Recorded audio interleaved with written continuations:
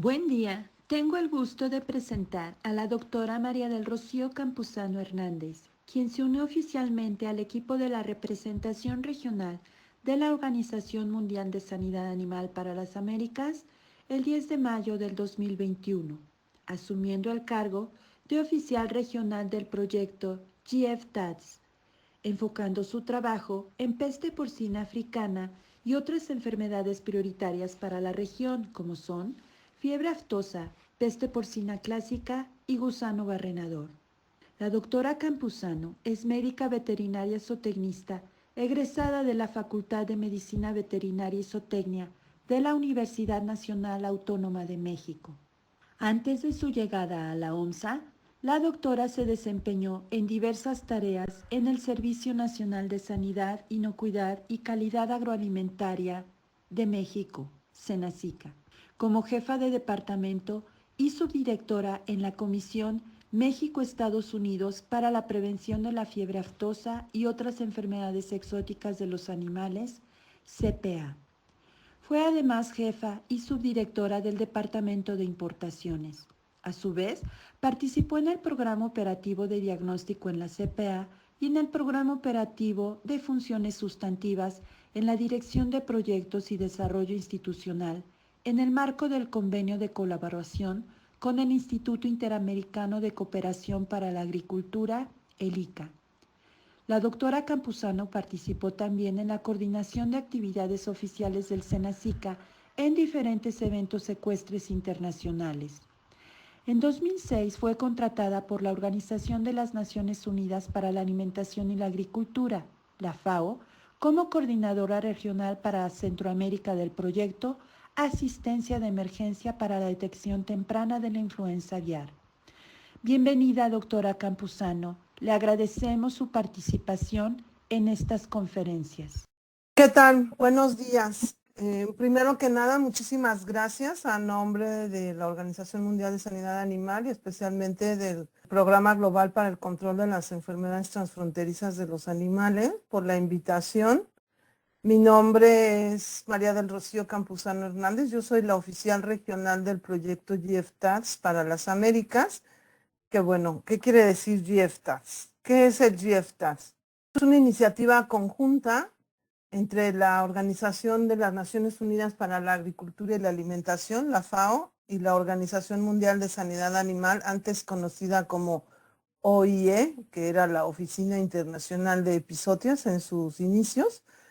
Y bueno, tiene una participación también de la Organización Mundial de la Salud en cuando se trata de enfermedades zoonóticas, y está dirigida a lograr la prevención, la detección y el control de estas enfermedades de los animales. Se firmó un acuerdo el 24 de mayo de 2004 por el cual se crea este mecanismo conjunto, y lo que pretende es establecer las alianzas que haya a nivel regional, es decir, en este caso para las Américas, en la lucha contra las enfermedades transfronterizas. A prever que los servicios veterinarios de los países tengan la capacidad para responder a estas emergencias y ayudar a establecer programas para el control de las mismas. ¿Qué objetivos tiene GFTADS para el periodo 2021 y 2025? Bueno, se crea esta estrategia de GFTADS para este periodo y tiene los tres objetivos principales de crear estrategias para las enfermedades transfronterizas que se han denominado como prioritarias a nivel subregional, regional y global. Para las Américas, las enfermedades prioritarias, anótenlo porque es pregunta de examen. Las enfermedades prioritarias para las Américas son la peste porcina africana, la fiebre aftosa, la influenza aviar, la fiebre porcina clásica y el gusano barrenador del ganado. Esas son las principales enfermedades denominadas como prioritarias para este programa. Otro de sus objetivos es desarrollar y mantener las capacidades de los servicios veterinarios para prevenir y controlar estas enfermedades. Igualmente, mejorar la sostenibilidad de las estrategias de control de las enfermedades transfronterizas mediante alianzas multidisciplinarias. ¿Qué quiere decir esto? que los veterinarios solitos no podemos hacerle frente a las enfermedades transfronterizas y no solamente los servicios veterinarios oficiales de los países. Para esto tiene que haber alianzas con el sector privado, por ejemplo, y con profesionistas de otras carreras, por ejemplo, químicos farmacobiólogos, por ejemplo, para el laboratorio, el diagnóstico de laboratorio, con biólogos en el campo, porque muchas de estas enfermedades también afectan a especies silvestres y son un riesgo, son un peligro si estas especies silvestres también llegan a enfermar, porque pueden mantener la enfermedad en la naturaleza y ayudar a su propagación. Acuérdense, necesitamos trabajar de manera multidisciplinaria y multisectorial. ¿Alguien sabe qué son estos o qué representan estos cuadros que están aquí abajo? Representan los objetivos de desarrollo sustentable, antes objetivos de desarrollo del milenio de la Organización de las Naciones Unidas. La estrategia del GFTAS para estos 5 años contribuye a estos objetivos primordialmente. El fin de la pobreza, lograr el hambre cero, reducción de las desigualdades, producción y consumo responsables y alianzas para lograr los objetivos. ¿Por qué? A través de una teoría del cambio, esto está muy enredado para que lo vean, lo van a tener en su material y también viene en la estrategia para que lo puedan ver con más detalle. Todo esto se los vamos a proporcionar a través de los organizadores del evento, el doctor Herminio, la doctora Concepción, para que ustedes lo tengan. ¿Cómo funciona este programa global para el control de las enfermedades transfronterizas, el GFTAS? A través de la teoría del cambio. Acá lo van a ver más simple. Todo esto que vieron se llama o está contenido en 3 esferas. El área de control, que son las actividades primarias para lograr los objetivos que nos tenemos que marcar a mediano y a largo plazo, que se convierten en la esfera de influencia de estas actividades, y la esfera de interés, es decir, qué repercusiones o qué impacto van a tener estas actividades que me estoy proponiendo aquí. ¿Cómo va a beneficiar esto a la población? A eso se refiere la teoría del cambio. Cómo las actividades que yo voy a establecer a través de ciertos objetivos a cumplir en determinado tiempo van a tener un impacto en las personas y en sus modos de vida. ¿Cuáles son los antecedentes de la iniciativa global de la peste porcina africana? Aquí están viendo ustedes la portada. Esta está elaborada para el 2020 y 2025, pero anteriormente hubo una. Bueno, en la 87 sesión general de la Asamblea Mundial de la Organización Mundial de Sanidad Animal, los delegados, que generalmente son los jefes de los servicios veterinarios y los directores generales de salud animal en cada país, hicieron un llamado para que hubiera una iniciativa para controlar la peste porcina. ¿Por qué?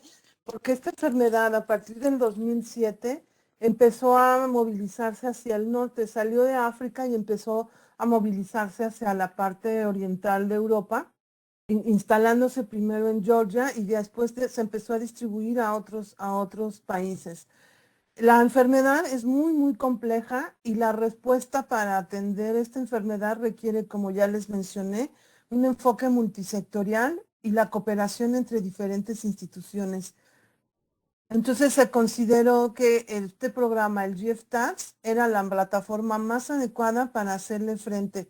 ¿Por qué? ¿Por qué es la plataforma más adecuada? Ya les dije que es un mecanismo de colaboración entre la FAO y la OMSA, antes conocida como la OIE, y tiene aparte participación de otras agencias, de otros organismos internacionales y también, por supuesto, del sector privado. Todos ustedes saben que la carne de cerdo es una de las principales fuentes de proteína de origen animal y que representa más del 35% de la ingesta mundial de carne. Por eso es tan importante esta enfermedad.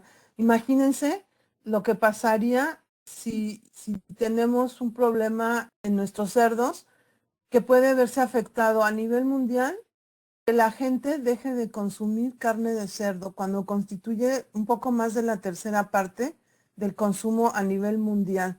Por eso la peste porcina africana está considerada como una amenaza a nivel mundial tanto para la salud animal como para la seguridad alimentaria y tiene un altísimo impacto en la producción, un impacto negativo en la producción y en la economía de los países o de las regiones que se dedican a criar cerdos para consumo o para exportar. ¿Cuáles son los principales factores que incrementan el riesgo de que se propague esta enfermedad? Bueno, los sistemas de gestión de crianza con medidas de bioseguridad inadecuadas, es decir, aquellos que incluso aún siendo empresas comerciales puedan no tener bien establecidos sus sistemas de bioseguridad y sobre todo el traspatio o aquellos animales que se crían libremente y andan por ahí vagando, rondando en toda la localidad, en todo el pueblo y van de un lado a otro o lo sueltan. Pasa en Puebla, pasa en México, pasa en algunos países de Centroamérica o en toda la región, en toda América, en el Caribe pasará, que sacan a los cerdos en la mañana y los dejan que vayan a comer por ahí lo que encuentren y en la tarde regresan los cerdos a su casa y ya les dan de comer, o todo el mundo tiene a sus cerdos en su lugar con una cerca bien delimitada. Todo esto lo tienen bien establecido o sigue habiendo sistemas en donde los cerdos vagabundean por ahí y andan forrajeando lo que encuentran y en la tarde entonces se regresan a sus casas. Es posible, ¿no? Es posible que se sigan dando este tipo de conductas. Igualmente, el acceso a recursos adecuados y que sean sostenibles en un plazo de tiempo determinado, pues puede ayudar a implementar estas medidas para el control y, bueno, empezando por la preparación, la prevención, una detección adecuada de la enfermedad y el control de la misma. Pero para esto, para estar preparados, detectar y controlar, se requieren muchas actividades y eso es a lo que aspiramos con este proyecto.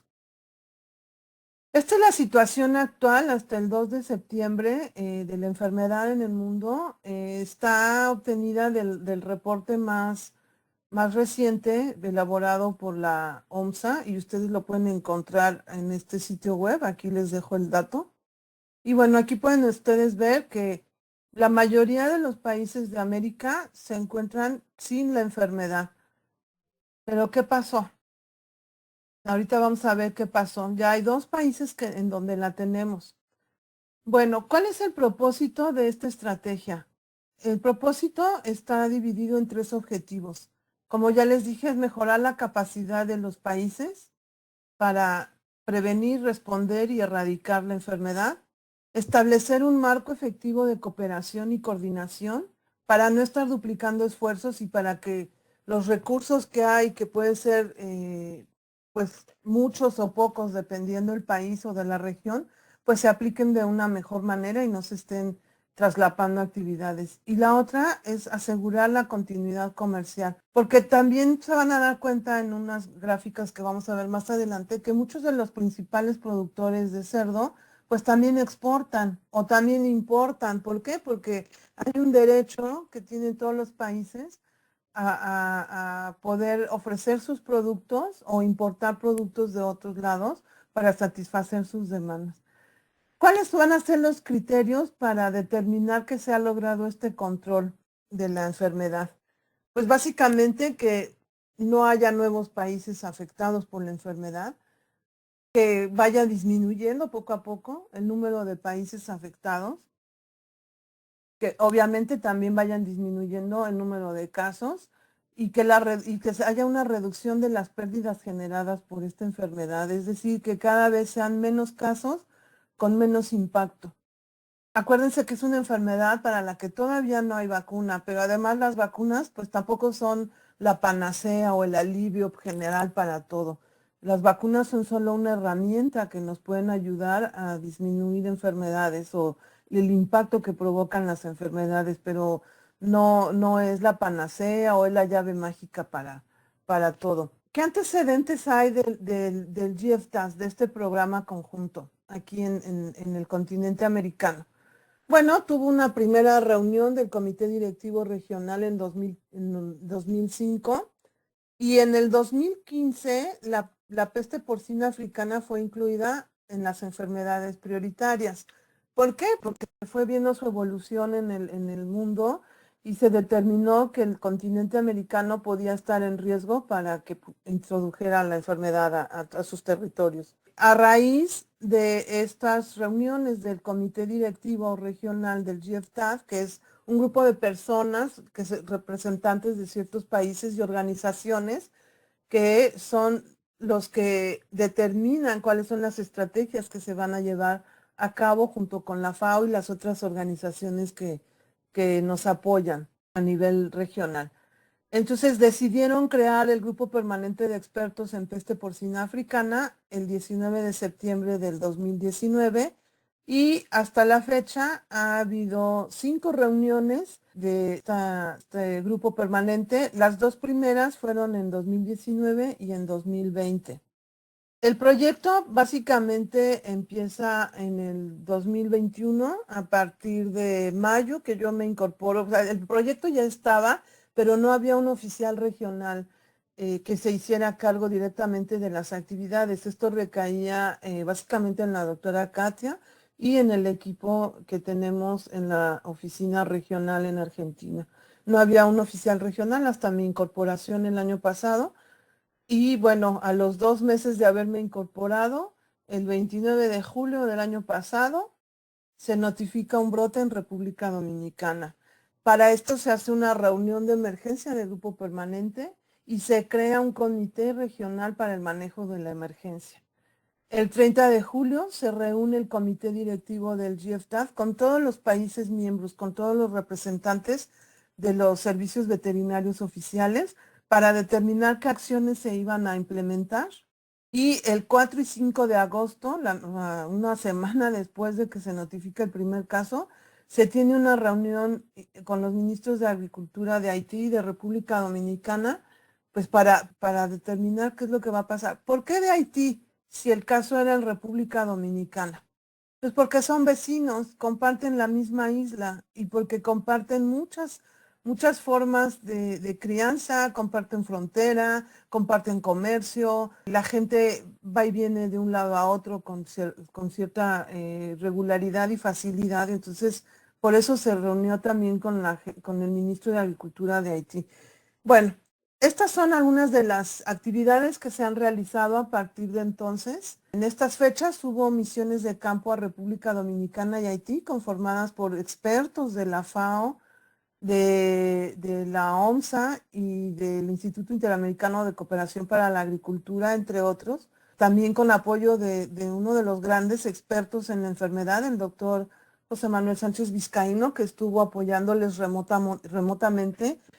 Pues con todo el conocimiento que él tiene de la enfermedad y todas las investigaciones, pues fue clave también que él estuviera en conocimiento de lo que estaba pasando y orientando a los expertos que estuvieron en estas misiones de campo en los 2 países. El 6 de agosto se envió, ¿recuerdan las primeras reuniones que les comenté? Estas 2 primeras reuniones del Grupo Permanente de Expertos. Bueno, de aquí surgieron ciertas recomendaciones para los países que entonces en 6 de agosto del año pasado se les envió un cuestionario para ver qué nivel de avance tenían los países en la implementación de estas recomendaciones. Ya nos respondieron y se hizo el análisis y bueno, algunos países todavía tienen algunas debilidades, otros países han avanzado muchísimo y la intención de conocer esto, pues es precisamente hacia dónde vamos a orientar nuestras actividades.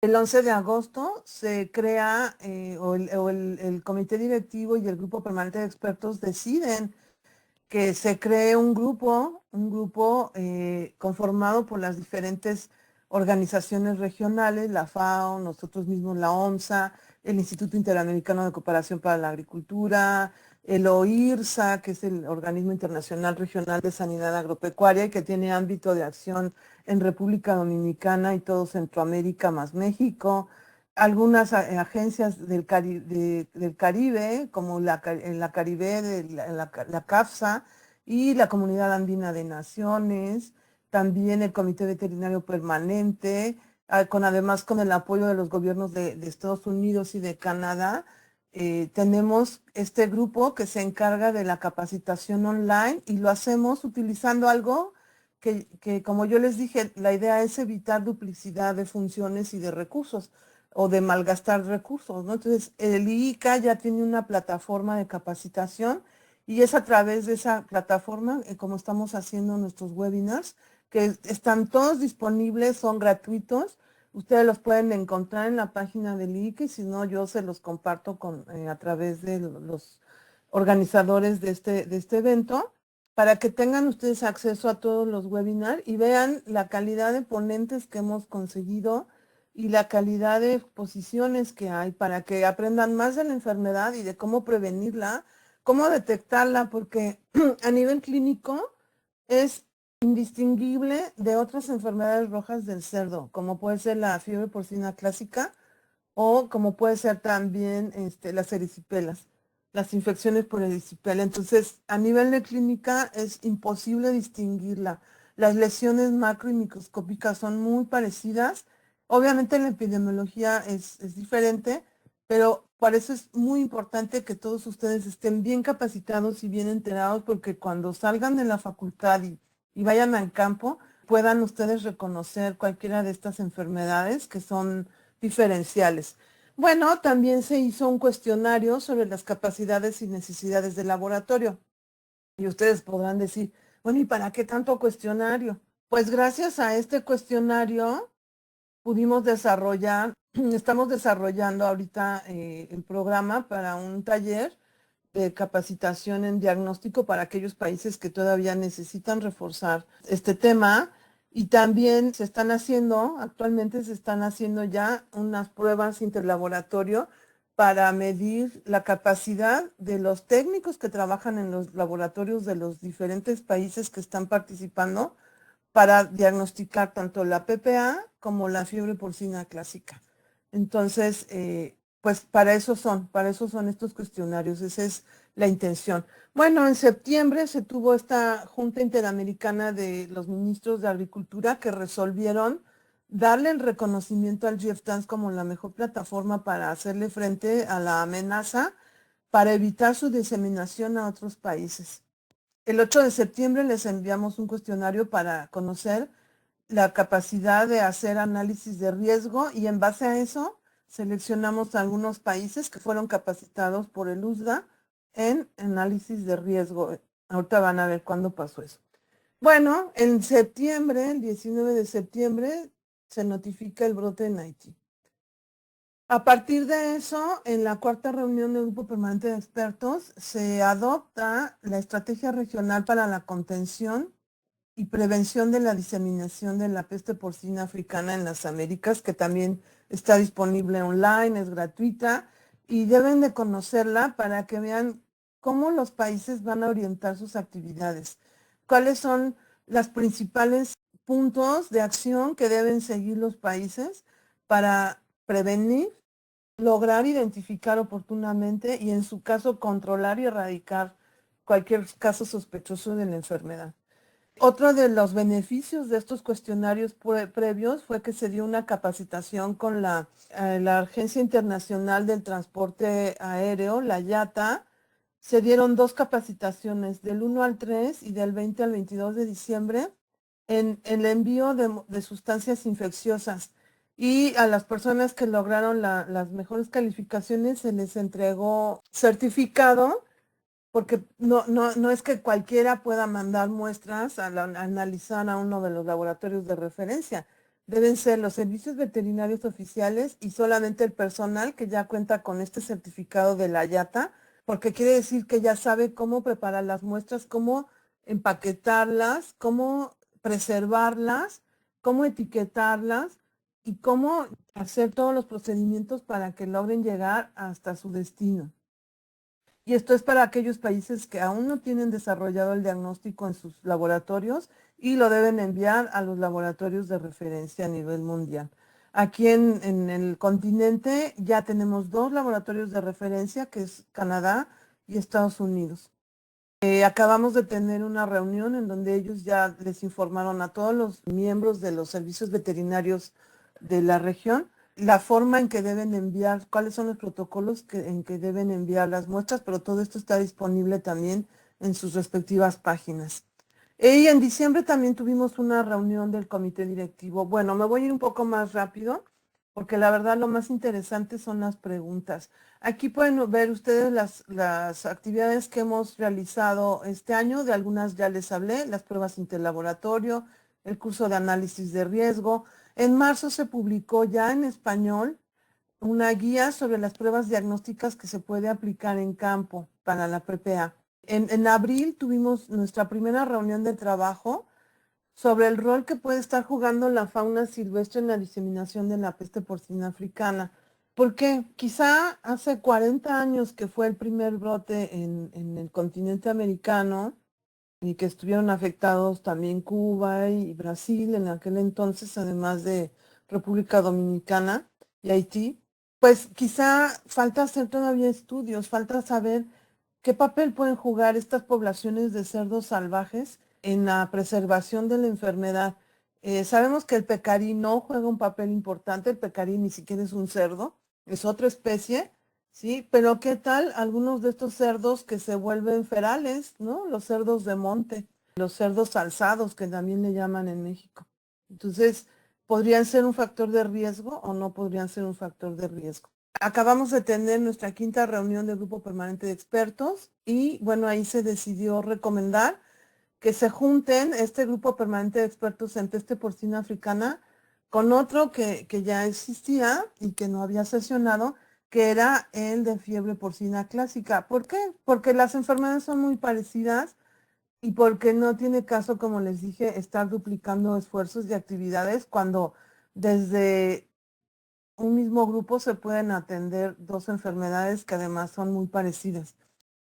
Y nuestra reunión también del comité directivo. Bueno, una vez que se ha identificado cuál es el problema, necesitamos que haya estos factores para que tengamos éxito en la implementación de nuestro programa. Tiene que haber información de la enfermedad, es decir, quien sospeche de la enfermedad tiene que notificarla inmediatamente. ¿A dónde se notifica? A los servicios veterinarios de cada país. En el caso de México, a la Comisión México-Estados Unidos para la Prevención de la Fiebre Aftosa y otras enfermedades exóticas de los animales, la CPA. Ahí es a donde se tiene que notificar, pero en cada país hay un área específica a donde deben de notificar cualquier caso sospechoso. ¿Para qué? Para que los veterinarios expertos en la atención de este tipo de enfermedades vayan, hagan la investigación epidemiológica, se entrevisten con los propietarios o responsables de los animales enfermos y tomen las muestras pertinentes para enviarlas al laboratorio, ya sea que en el propio país o en un momento dado se puedan enviar a un laboratorio de referencia internacional. ¿Qué necesitamos? Pues que estos servicios veterinarios sean capaces de hacer todo esto, que sean robustos, que tengan personal entrenado, capacitado, que siempre estén innovando, que se comuniquen los riesgos, sobre todo hacia la población, que se le diga que no es una enfermedad que va a afectar a los humanos ni a otras especies, que es una enfermedad que solo afecta a los cerdos, pero que puede ser devastadora, y que les hagan saber cuáles podrían ser esas consecuencias devastadoras que podrían tener. Y debe haber recursos. Los países en su planificación deben tener los recursos disponibles, no para un año ni para dos, piensen a 5 años, a 10 años para hacer frente a este tipo de enfermedades. Y bueno, de aquí surge la estrategia regional que ya les comentaba. ¿Cuál es el objetivo? Pues coordinar e implementar todas estas acciones que se tienen que hacer para detectar cualquier caso sospechoso y mitigar los posibles impactos que pudiera haber. ¿Hacia dónde va nuestro objetivo? Bueno, a tener un plan de acción nacional que surja de la implementación de estas recomendaciones del grupo de expertos. No es que solo se reúne el grupo de expertos y ya, sino que tienen que hacer recomendaciones a los países en base a las necesidades que están detectando y a la mejor manera de lograr, es decir, hacer una estrategia, un plan que les permita hacer frente a esto. ¿Cuáles son los pilares de esta estrategia? Aquí los pueden ver. Planificar cómo voy a prepararme y cómo voy a responder. Tengo que mejorar la bioseguridad. tengo que asegurar la continuidad del comercio. ¿Por qué? Porque es importante este punto. Porque muchos de los países es probable que dependan de su genética de otros. Importan ganado de alta calidad, ganado porcino en este caso, de alta calidad genética de otros países. Entonces, hay mecanismos en donde se puede asegurar que el comercio se dé sin necesidad de bloquear a todo el país. Ajá, hay unas estrategias de zonificación y compartimentación que pueden permitir que se siga dando el comercio, y no solo de genética, sino también de otros productos. Tiene que haber lo que les decía, la comunicación de riesgos y un compromiso para hacer promoción de políticas que ayuden a prevenir, a planear y a detectar oportunamente cualquier caso. Para esto tiene que haber una vigilancia para ser capaces de detectarla inmediatamente. ¿Qué se espera obtener con esta estrategia regional? Bueno, que los países, los servicios veterinarios, tengan un alto estado de preparación y que sean capaces de detectarla y de controlarla. Que establezcan medidas de bioseguridad, que mitiguen los impactos negativos de los que ya hablamos, que se haga una comunicación de riesgos efectiva hacia la población en general, hacia los productores mismos, entre los mismos veterinarios y además con nuestros socios comerciales, que se dé efectivamente esta transparencia de que si yo ya detecté un caso en mi país, lo publique y le informe a mis socios comerciales que tengo un caso y que voy a actuar inmediatamente para contenerlo, ¿sí? Es decir, que voy a ser capaz de aplicar todas las estrategias disponibles para hacerle frente a esta sospecha. ¿Qué actividades de capacitación hemos hecho? Bueno, en el año pasado hicimos esta con la participación del doctor José Manuel Sánchez Vizcaíno, creo que fue de las más con mayores asistentes. En total hemos tenido 7,397 participantes en estas 5 capacitaciones del año pasado. No quiere decir que estuvieron todos al mismo tiempo en cada una de ellas. Es una sumatoria de los que estuvieron en ese momento más los que han entrado posteriormente a ver los videos. Y bueno, hicimos una serie para el análisis de riesgo, hablando de los fundamentos. El Caribet presentó unas herramientas prácticas que se pueden aplicar en campo para la prevención del riesgo. Se habló del nivel de cómo mejorar la bioseguridad en las granjas, y la FAO presentó un análisis de riesgo que hizo para un periodo determinado que era de noviembre a febrero, noviembre del 2021, febrero del 2022. ¿Cuál era el riesgo que ellos detectaron para la posibilidad de introducción? Otros que han hecho análisis de riesgo en la región son el OIRSA, y la comunidad andina también está elaborando un análisis de riesgo.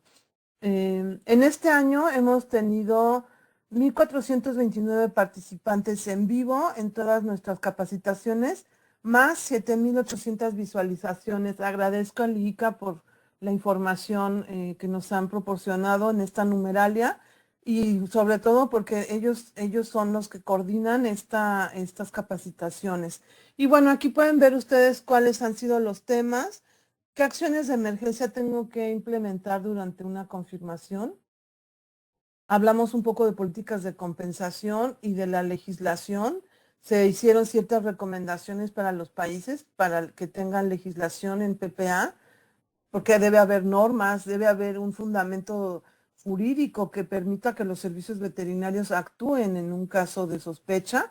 Se dio también una actualización de los brotes en Dominicana y en Haití, y ya hubo una primera parte sobre los planes de emergencia.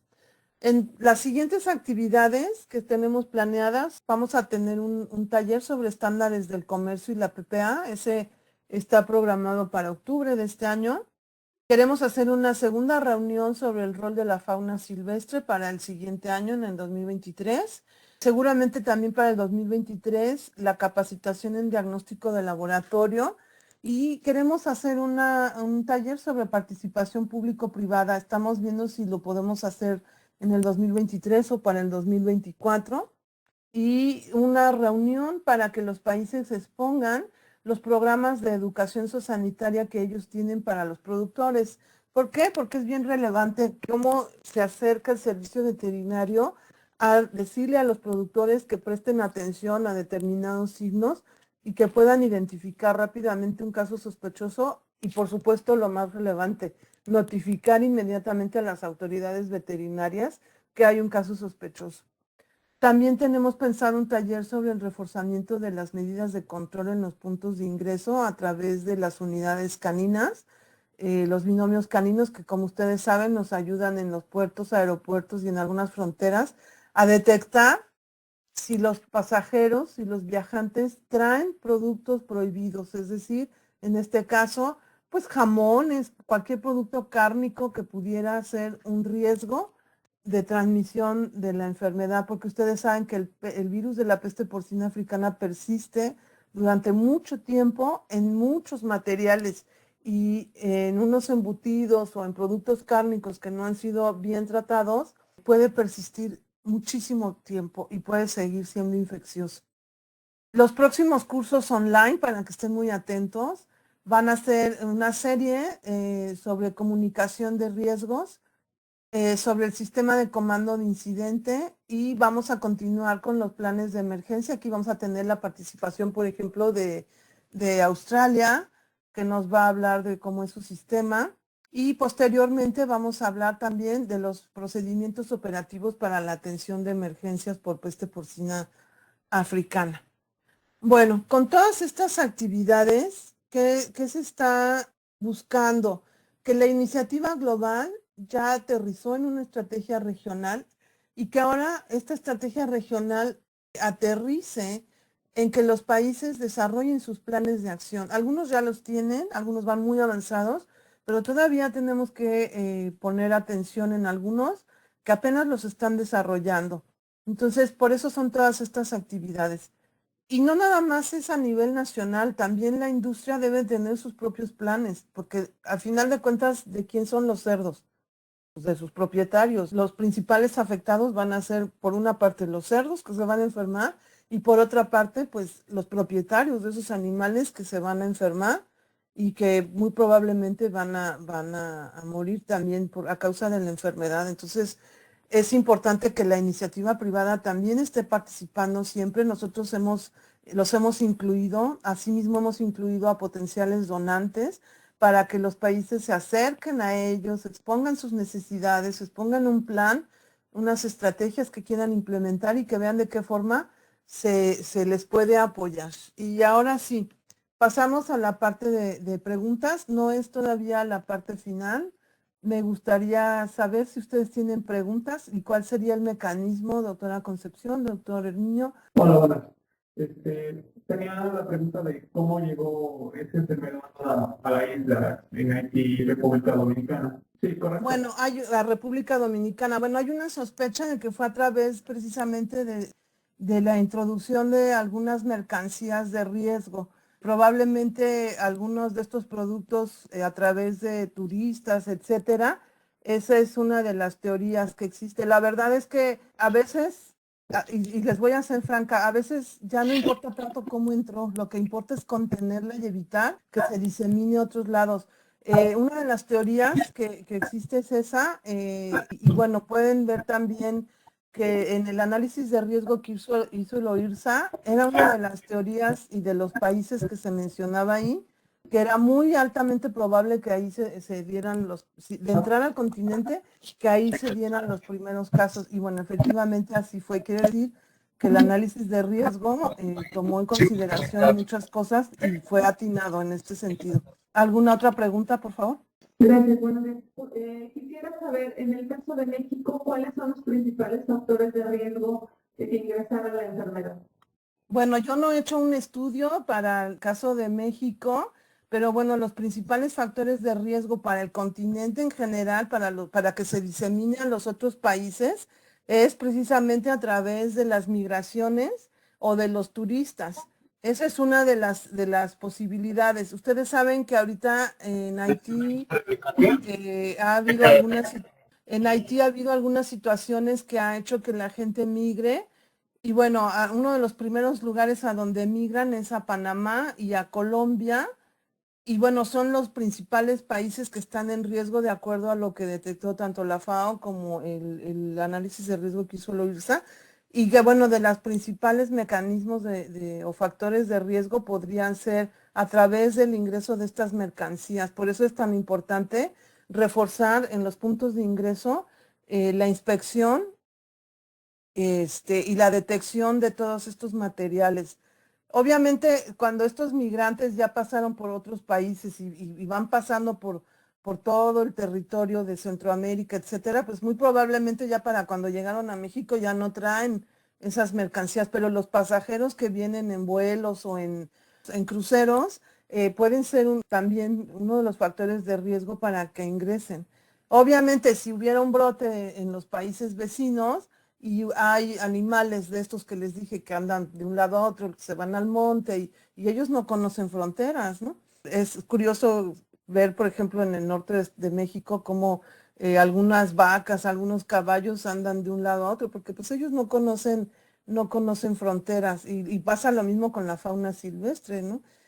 Ellos van de un lado a otro, entonces pudieran ser algunos factores de riesgo, pero yo no he hecho un análisis de riesgo específico para México, pero les puedo decir lo que dicen quienes ya lo hicieron para todo el continente, cuáles serían los factores y cuáles serían los países que primeramente se verían afectados. Gracias, doctora. Tenemos una pregunta en la sala. Y dice, ¿cuál es la probabilidad de que la enfermedad llegue a México? Les repito que yo no he hecho un análisis de riesgo, entonces yo no les puedo contestar cuál es la probabilidad. Para tener una probabilidad necesitaría haber hecho un análisis de riesgo. Lo que sí les puedo decir es que México está bien preparado. Les puedo decir que México tiene una gran capacidad de personal altamente entrenado con los binomios caninos. También hacen un excelente trabajo en los puertos, aeropuertos y fronteras. Y también les puedo decir que está la CPA, que es la Comisión para la Prevención de la Fiebre Aftosa y otras enfermedades exóticas, y que tiene personal altamente entrenado para atender inmediatamente cualquier sospecha y tienen mecanismos de notificación como el Avise. Si no lo conocen, bájenlo, es una aplicación que pueden bajar. Está el Avise y pueden hablar gratis, hay un teléfono gratuito a donde pueden hablar y los atiende cualquier persona que esté de guardia en ese momento. En el Avise, en la aplicación, ustedes pueden subir incluso hasta fotos y les aparece georreferenciado el sitio de donde están haciendo la notificación, que sería ideal que fuera el sitio de la granja. Hay un mecanismo mediante el cual se comunican con ustedes para atender el caso, pero quiero decirles que para saber cuál es la probabilidad se necesita pues hacer el análisis de riesgo para determinar esa probabilidad, pero les puedo decir que lo que sí sé es que están muy bien preparados para atender cualquier caso sospechoso y que, bueno, esperemos que no llegue, ¿verdad? Esperemos que se logre contener en la Española, en donde está Dominicana y Haití, y que no llegue ni a México ni a ningún otro país, y que si llega seamos capaces de detectarla inmediatamente para controlarla inmediatamente, lo más rápido posible. ¿Alguna otra pregunta? Buenas tardes. Si hubiera un caso de confirmación de esta enfermedad, ¿qué acciones de emergencia se tomarían? ¿Se refiere a México o en cualquier otro país? En México. Pues como ya les dije, si hubiera la confirmación, México tiene un plan de atención de emergencias, entonces se tendría que eliminar el brote. Y bueno, en el plan vienen detallados ahí qué son las actividades que se tienen que hacer para, obviamente, diagnosticarlo, hacer la investigación. Seguramente se implementaría el Dispositivo Nacional de Emergencia en Sanidad Animal.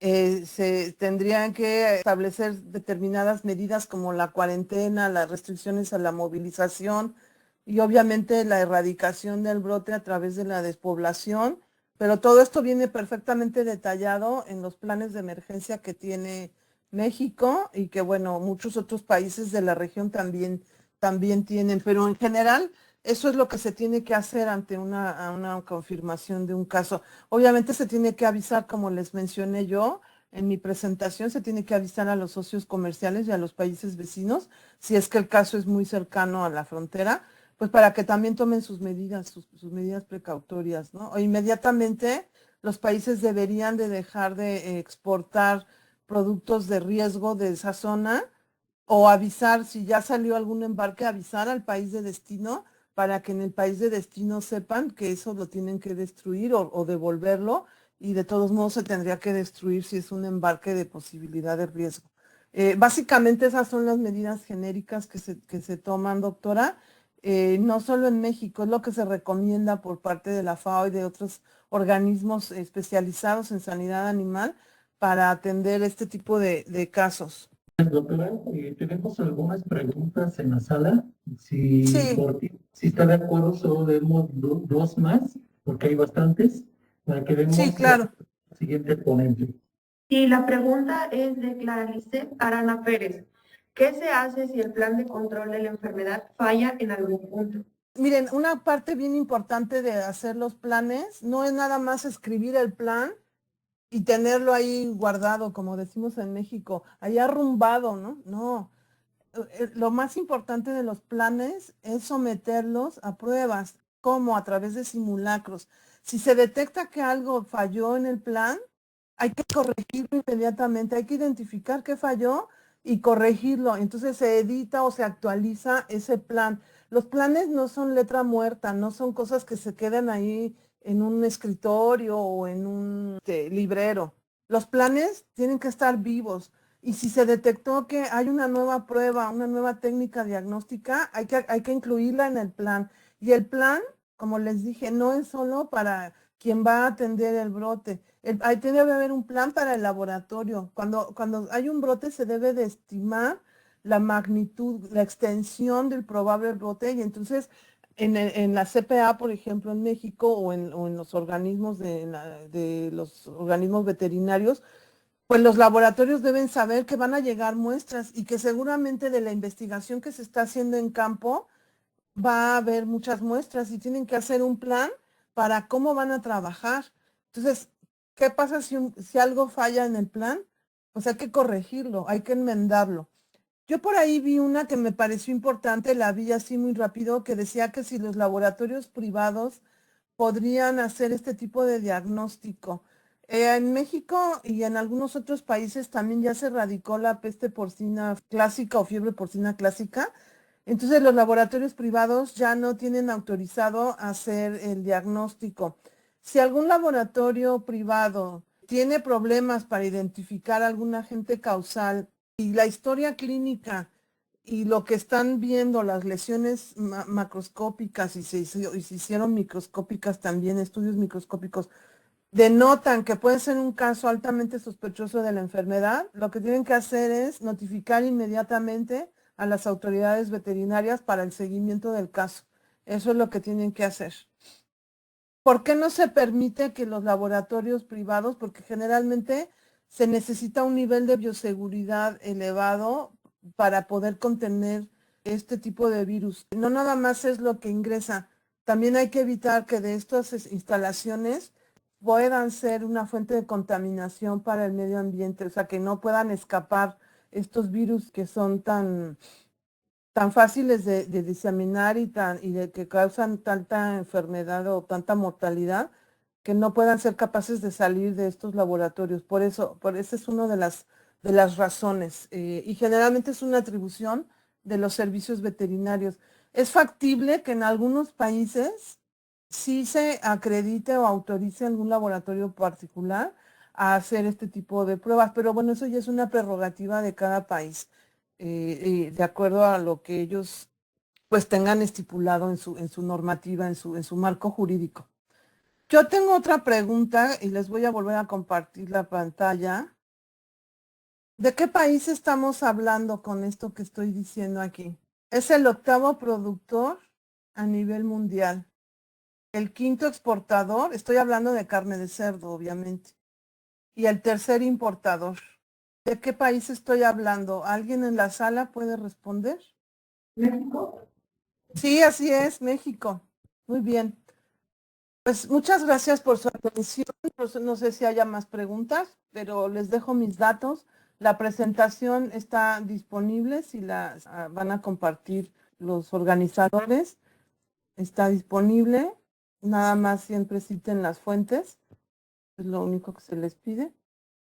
Y bueno, estoy tratando de compartir la presentación para dar paso a si hay más preguntas o al siguiente. Sí, doctora, muchísimas gracias por darnos esta oportunidad de escuchar tan interesante.